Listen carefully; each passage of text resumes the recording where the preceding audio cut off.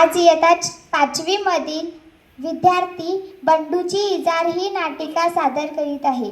भावची गावचा बंडू शांत व कष्टाळू, आपण भला आणि आपलं काम भलं असा त्याचा स्वभाव. सगळ्या गावात त्याच्या या स्वभावाची चर्चा. सकाळी लवकर शेतात जायचं, दिवसभराचं काम आटोपून पुन्हा घरी यायचं असा त्याचा दिनक्रम. अंगखाटी शिरशिरीत अन्न नाकासमोर चालणारा बंडू. एका वर्षी पीक पाणी बरं झाल्यावर बंडूनं कुटुंबासाठी नवे कपडे अन्न स्वतःसाठी इजार शिवली. धोंडू मामांनी कपडे शिवले, पण खरे त्यांचा अंदाज जरा चुकल्या पुढे.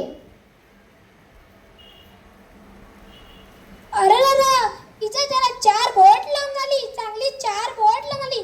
आता पुन्हा धोंडू मामाकडे जायचंच म्हणजे. अगं तिचा जरा 4 बोट कापून घालतीस का? सकाळी सकाळी आणखी काय आहे? जेवण बनवायचंय, मी त्याच्या शाळेत जायचंय, मला नाही जमणार. सुबे तिचा जरा 4 बोट कापून घालतीस का? नाही दादा, मला नाही जमणार. मला केवढा अभ्यास पडलाय, आता कॉलेजची सुद्धा वेळ होईल. तू आईला सांग की. आई तिचा जरा 4 बोट कापून घालतीस का? येऊ तिकडं, तुझी ही वैरण कापून कापून माझ्या हाताचं तुकट पडल्यात, मला नाही जमणार.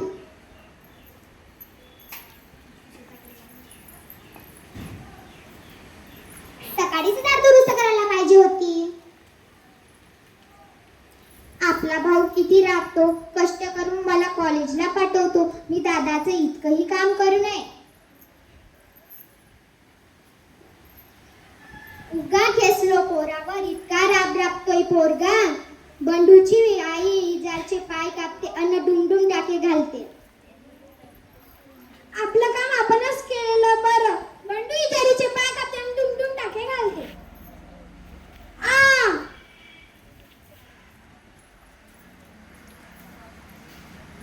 मी इजार 4 बोट कापली. मी पण. अगं बया, मी पण इजार 4 बोट कापली. आणि मी पण.